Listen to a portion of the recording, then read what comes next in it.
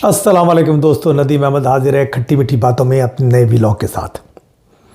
और जैसे मैंने अपने पिछले व्लॉग में जो मैंने 1-1.5 घंटे पहले किया है बता दिया था कि इंडिपेंडेंट जो पीटीआई के हामी ग्रुप था आज़ाद वो को बहुत भारी एक्सीरियस से जीत रहा है, बल्कि जीत चुका है। रिज़ल्ट तो ऑलमोस्ट सारे कंपाइल हो गए हैं, फॉर्म 45 भी हो गए हैं, 114 या 10 के करीब सीट्स तो उनको मिल चुकी हैं। लेकिन अब चमत्कार शुरू हो गया है, अब जगलरी शुरू हो गई है। जो पहले ये था हर जगह स्क्रीन लगाए गए थे डिस्ट्रिक्ट काउंसिल के उसमें, और वहाँ पे जाके आरओज़ को जो है रिज़ल्ट अनाउंस करने थे, लेकिन अब आरओ कह रहे हैं कि नहीं, अब फैसला चेंज हो गया है और जो रिज़ल्ट जो है वो इस्लामाबाद से इलेक्शन कमिश्नर या सूबाई इलेक्शन कमिश्नर जो है वो ऐलान करेंगे। हम इनसे मत पूछें कि क्या वो हमने कंपाइल करके फॉर्म 45 को जमा करके और फॉर्म 47 का जो नतीजा कंपाइल करके हर उसका जो है हल्के का दे दिया है। अब वो जाने, उनका काम जाने, हम डिस्क्लोज़ नहीं कर सकते कौन जीता कौन हारा। Thank you very much. क्योंकि देखिए, एक बड़ा मशहूर बात है कि किसी ने पूछा कि एक रुमाल अगर 1 मिनट में सूखता है तो 100 रुमाल कितने मिनट में सूखेंगे। लोगों ने जवाब दिया कि जनाब 1 मिनट में, क्योंकि ज़ाहिर सबको एक साथ आप जब धूप में डाल देंगे तो वो भी सब एक साथ ही सूख जाएंगे। तो इसी तरीके से अगर एक हल्के में 100 पोलिंग स्टेशंस हैं और सब एक साथ इलेक्शन का पोलिंग का आगाज़ करते हैं, फिर पोलिंग एक साथ ख़त्म करते हैं और काउंटिंग में एक साथ शुरू करते हैं, तो भाई सब पोलिंग स्टेशन के नतीजे तो एक साथ आ जाते हैं और 2 घंटे 3 घंटे में काउंटिंग पूरी हो जाती है। और फॉर्म जो है ना, हर एक स्टेशन वाला फॉर्म 45 बना के तैयार कर लेता है और उसके बाद खेल ख़त्म हो जाता है। फॉर्म 47 उसकी बुनियाद पे आरओ बना लेता है कि भाई ठीक है, इस सबके ये जो है मेरे सामने 100 फॉर्म 45 पड़े हैं, उनमें फ़लाँ कैंडिडेट के इतने वोट हैं, दूसरे के इतने इतने इतने इतने, उन सबको जमा करके टोटल फॉर्म 47 पे आ जाता है कि टोटल इतने हो गए और ये आदमी जीत गया। लेकिन ये जो चमत्कार हुआ है कराची में, हैदराबाद में और पंजाब में और सूबे सरहद में, उसने सब चीज़ उल्टी कर दी है। अब लोग, इनके पास कोई हल नहीं है।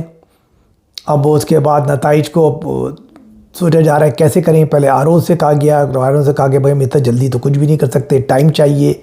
क्योंकि चक्कर ये ना, अब जगलरी कितनी करनी है, आपको जगलरी करनी पड़ेगी 35 से 40 सीटों के अंदर, कि अगर उनको 110 मिल रही हैं, नवाज़ साहब को 50-60 मिल रही हैं, तो जगलरी तो भैया वही है ना 35-40 की, जो मैं पहले अपने व्लॉग में दे चुका। प्लीज़ मेरे पुराने व्लॉग ज़रूर देखिए, एक एक चीज़ में बता चुका हूँ आईने की तरह। तो वो 35-40 के लिए तो ये तो ज़ाहिर है कि जहाँ 50-50 हज़ार का लीड है, 70-70 हज़ार की लीड है, तो वहाँ आप कुछ नहीं कर सकते ना। तो आप कहाँ करेंगे? आप करेंगे कि वो हल्के चुनो भैया जिनके अंदर 5, 6, 3, 4, 2 और 1500-200 का फ़र्क है। उन 30-35 हल्कों को पहले कंपाइल करो, फिर उसमें जगलरी करो कि फॉर्म 47 पे जो नीचे वाला बंदा है उसको ऊपर लाओ, जो 5000 से हार रहा है उसको ऊपर कर दो कि 5000 जीत रहा है, और जो जीत रहा है उसको नीचे करो। उसके लिहाज से भी बोरियों में ठप्पे लगा के खाना पूरी करो। 5-7 हज़ार का जो डिफरेंस किया है तो वो भी तो करना पड़ेगा ना यार, वो करके बोरियां भरो। उसके लिए पूरी रात चाहिए, सुबह भी चाहिए। अब सुबह 10, 11, 12 बजे के बाद इलेक्शन ऑफिसर जो है ऑफिशियल रिजल्ट अनाउंस करेगा। तो यार ये क्या कौम के साथ मजाक है मेरे भाई। वो 77 के इंतखाबात याद आते हैं, जैसे जब तहरीक चल पड़ी थी कि भुट्टो साहब जीत रहे थे, उस वक्त तो जीत रहे थे, ये बात नहीं थी, लेकिन उन्होंने दो जो होते हैं ना, शाह से ज़्यादा शाह का वफादार, वो बदमाश होता है। और गाना से उन्होंने कहा भुट्टो साहब यार आप इतनी मेहनत कर रहे हैं, खामा इलेक्शन में ऐसा करते हैं कि हम जो है ना हम जो है वो काम कर लेते हैं कि हम आपको अनअपोज जिता देते हैं। अब उन्होंने उठा के उनको अनअपोज जिता दिया।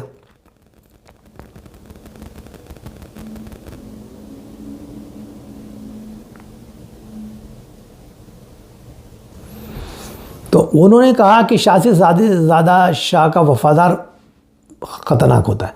तो उन्होंने कहा कि भुट्टो साहब आप जीत तो रहे हैं लड़काना से, लेकिन आपको ज़ाहिर पूरे मुल्क में तो मुहिम चलानी है, ये वो खाम यहाँ इतनी मेहनत करेंगे, टाइम देना पड़ेगा, ऐसा हम आपको अनअपोज जिता देते हैं। तो उन्होंने उठा के जमात इस्लामी की जो उम्मीदवार उनके खिलाफ थे उनको अगवा किया, ये किया वो किया, उनको तो अननेसेसरी। इसी तरह जब लोगों ने देखा यह अनअपोज जीत रहे हैं, तो जो पीपल्स पार्टी के दूसरे पंजाब के लोग थे उन्होंने कहा यार अपने अपने इलेक्शन कमिश्नर को बुलाया सुबाई को, भाई हमें भी अनोपो जिताओ, भुट्टो साहब जब खुद कर रहे हैं तो हम भी करते हैं। नतीजा है कि उन्होंने एक मौका फराम किया एक तहरीक चलने का, वो भी तहरीक चली, ठीक है ना, 9 सितारे जमा हुए। तो ये जो PNA की तहरीक कहलाती है, पाकिस्तान नेशनल अलायंस, 9 सितारे यानी 9 पार्टियाँ थी उसमें। तो ये बात इनको समझ नहीं आ रही कि अगर आप इतनी जगलरी करोगे तो तब भी क्या होगा यार। जब आवाम की आवाज़ आ गई है तो फिर लोग एक तहरीकी शक्ल इख्तियार कर लेंगे, ये कर लेंगे, तो ये समझ नहीं आती है। अब देखें ना हुआ क्या, लाहौर में बहुत बड़ा उन्होंने स्टेज सजाया नवाज शरीफ ने, PMLN, और फिर नवाज शरीफ साहब बैठे हुए हैं, स्पीच विक्ट्री स्पीच तैयार हैं, शहबाज शरीफ बैठे हैं, मरीम नवाज बैठी हैं, सब बैठे हुए हैं। फिर जैसी नताइज आए या उनका मर गए, उन्होंने कहा अब क्या करो, उन्होंने अपना वो दफ्तर बंद किया, सब घरों को चले गए। वहाँ पे 2-4 कारकुन भी नहीं है। तो क्या लोग अंधे हैं, क्या लोग पागल हैं, क्या लोगों को नज़र नहीं आ रहा? तो आप क्या कर रहे हैं यार, आप क्या कर रहे हो भाई? भाई वो तो आज़ाद है ना, जीतने तो दो, फिर बैठ के बात कर लेना उनके साथ यार। उनमें से कुछ बिक भी जाएंगे, कोई नहीं बिकेंगे, कीमत लगा लेना, एक कैरेट एक स्टिक है, किसी को कैरेट दिखाना, कभी स्टिक दिखाना, वो तो जगलरी हो जाएगी। लेकिन खुदा के बंदो यार, इलेक्शन के रिज़ल्ट को तो इस बेहूदगी से गैर तरीके से मत रोको, इसका अंजाम सही नहीं होता। मुझे इलेक्शन कमीशन पे बड़ा अफसोस है कि इतने समझदार CSP ऑफिसर, सीनियर ब्यूरोक्रेट और वही हरकतें कर रहे हैं और तारीख़ में अपने नाम को गंदा कर रहे हैं। मुझे याद है 70 के इलेक्शन में क्या हुआ था, बड़ा सबक दिखाया नवाज़ादा शेर अली ख़ान, इतलात के नशरियात के वज़ीर फला या ख़ान के करता धरता, और ये सब वो तो अवामी लीग नहीं जीत रही, कोई नहीं जीत रहा, जमात इस्लामी जीत रही है मशरक़ी पाकिस्तान से, फला जीत रही है, ये हो रहा है वो। उन्होंने कहा करा दो फेयर इलेक्शन। जब हो गए फेयर इलेक्शन तो पता लगा 100% सीटें अवामी लीग के पास, क्योंकि जो नैब थी मौलाना बादशानी की नेशनल अवामी पार्टी, वो भी बैठ गई। उन्होंने कहा ठीक है, हम बंगालियों का वो डिवाइड नहीं करेंगे क्योंकि हमारा मुकाबला मगरबी पाकिस्तान से। और फिर क्या हुआ, 100% वोट उनको मिल गया। फिर आपको हुकूमत देनी थी, अक्सरियत उनकी थी, और आप देना नहीं चाहते थे, तो आपने कहा यार काट दो, इस तजू को ही काट दो यार, ताकि हम अपने इलाके में तो हुकूमत कर सके। यार ऐसा नहीं होता यार, ऐसा नहीं होता मेरे भाई। कोई बुरा नहीं होता, कोई अच्छा नहीं होता। Table talk, table talk, table talk. जहाँ तो आप इंतखाबात डिले कर रहे तो करते रहते, और जब इतनी आपने प्री पोल रिगिंग भी कर ली, ये कर ली, फिर भी आपको अगर नज़र आ रहा था तो कुछ पहले ही कर लेते। लेकिन एक दफ़ा जब वोट कास्ट हो गया, वोट डल गया, अब जगलरी करना जो है ना वो बहुत ही ज़्यादा मुश्किल हो जाता है, और उसे आवाम की नज़रों में जो है ना मतलब वो वक़ार नहीं रहता, और फिर फिर उनके जज्बात से लोग फ़ायदा भी उठा सकते हैं। एक्सट्रीमिस्ट ग्रुप मैदान में आ सकते हैं, वो उनको भड़का सकते हैं आपके ख़िलाफ़। तो ये अच्छी बात नहीं है। इसी तरह कराची में हो रहा है कि MQM को शुरू से ये था जी, मेरी कई दफ़ा बात हुई MQM का जो पाकिस्तान ग्रुप है कि ओ जी हम जीत रहे हैं, हमें तो बस यकीनदानी करा दी गई है कि आपके लिए जो है 14 सीटें तैयार हैं, 14-15 मिलेंगी, जो शुरू से पहले दिन से कह रहा हूँ। लेकिन ज़मीनी हक़ाइक़ कुछ होते हैं भाई, तो कुछ और होते हैं। तो अगर आपको नहीं मिल रही हैं तो नहीं मिल रही हैं, अब क्या कर सकते हैं। अगर वहाँ पे PTI का भी वोट है, उनको भी 4-5 सीटें जा रही हैं, पीपल्स पार्टी को 1-2 सीटें बढ़ रही हैं, ये हो रहा, तो यार ये चीज़ें होने दो ना, क्या फ़र्क पड़ता है। ठीक है, पहले आपने मैनेज कर लिया था इमरान के ज़माने में, उसके अंदर आपने मैनेज करके सीटें MQM की छीन के उधर दे दी PTI को, तो फला को ये कर दिया, कुछ सीटें जो है नवाज लीग के रिज़ल्ट थोड़े बहुत चेंज कर दिए, लेकिन फिर भी वो इतना बड़ा चक्कर नहीं था, डिफरेंस कम था, ठीक है। लेकिन अब जो बातें हैं ना वो बड़ी ख़तरनाक हैं। तो इन बातों को समझिए, इन बातों को देखिए, और उसके बाद फिर आपको पता लगेगा कि क्या होने वाला है। तो मतलब इन बातों को सोचना चाहिए हमारे अरबाब इक़्तिदार को, ऐसा नहीं करना चाहिए। शहरी इलाकों के रिज़ल्ट दे दें, पूरे पंजाब के रिज़ल्ट दे दें, KP के दे दें, सिर्फ इंटरेस्ट इनके आ रहे हैं क्योंकि वहाँ तो आपने कुछ करना ही नहीं था, आपको पता था PP जीत रही, जीतने दो। तो ये वो तमाम बातें हैं। तो इसलिए मैं आप लोगों से दरख्वास्त करता हूँ, कौम की खातिर, वतन की खातिर, अपने मुल्क की खातिर, कि भाई अब कुछ जो भी हो रहा है उसको होने दें, उसको सियासी लिहाज से करें, सियासी अंदाज से उसको हल करें इन मामलात को, कि सियासी अंदाज से मामलात हल हो जाते हैं, मामलात में फ़र्क नहीं पड़ता। टेबल टॉक करें, डायलॉग करें, इन लोगों को, लोग बिक भी जाते हैं, कीमत लगाएं, जो भी करना है करें।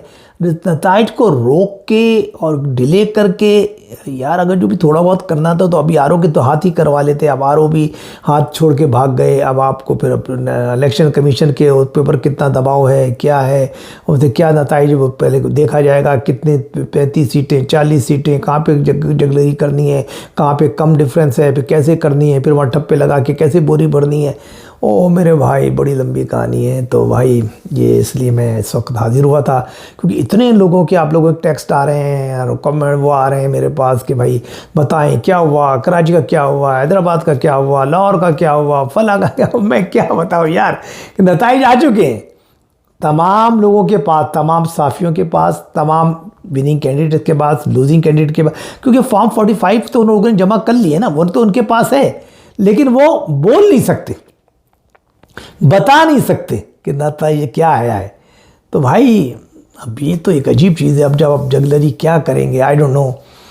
मेरे दोस्तों दुआ कीजिए, अल्लाह ताला हमारे लोगों को, अरबाब इख्तिदार को जो है कुछ तरीके का सोच, बेहतर अंदाज में सोचने का मौका दे, और जो भी चीज़ है उसको मुस्बत तरीके से ये मसला हल हो जाए। खुदा ना खास्ता कोई मतलब ऐसे नेगेटिव बातें पूरी इंटरनेशनली और पब्लिक में ना जाएं, ताकि आने वाली हुकूमत अपनी बहुत बेआबरू हो जाएगी। इस तरीके से हुकूमत बनाई जाएगी तो बहुत बेआबरू हो जाएगी, वो उसकी इज़्ज़त और वक़्त नहीं रहेगी इंटरनेशनली और नेशनली। और उसके बाद फिर ये कि उनके लिए इतने सख्त हालात हैं पाकिस्तान के, इक़्तिसादी तौर पे पाकिस्तान बर्बाद हो रहा है, तो हमें बहुत बड़े बड़े तल्ख़ फ़ैसले करने हैं, IMF से लेके, वर्ल्ड बैंक से लेके, इंटरनेशनल डोनर से लेके। तो यह सब मिल बैठ जाएँ, बात करें, टेबल टॉक, टेबल टॉक और टेबल टॉक। तो मैं अब यहीं ख़त्म करता हूँ, मुझे इजाज़त दीजिए। तो इंशाअल्लाह फिर दोबारा बात होगी आप लोगों के साथ, और उसमें फिर मैं ना व्लॉग लेकर आएंगे कि अब सिनारियो क्या होता है। अब तो लगता ही है कि पाकिस्तान के सुबह 10 बजे के बाद, 12 बजे के बाद ही को रिज़ल्ट लगा दिया जाएगा। अब रिज़ल्ट का खेल ख़त्म हो चुका है। तो 12 इंशाअल्लाह फिर बात होती है। मेरे चैनल को सब्सक्राइब कीजिएगा, मुझे कमेंट्स भेजिएगा, सवाल जवाब पे, पोस्ट सिनारियो पे बात होगी, फिर इलेक्शन नताइज जो भी आते हैं जैसे तैसे उनके ऊपर भी बात होगी इंशाअल्लाह। दुआ में याद रखें। अल्लाह हाफिज़।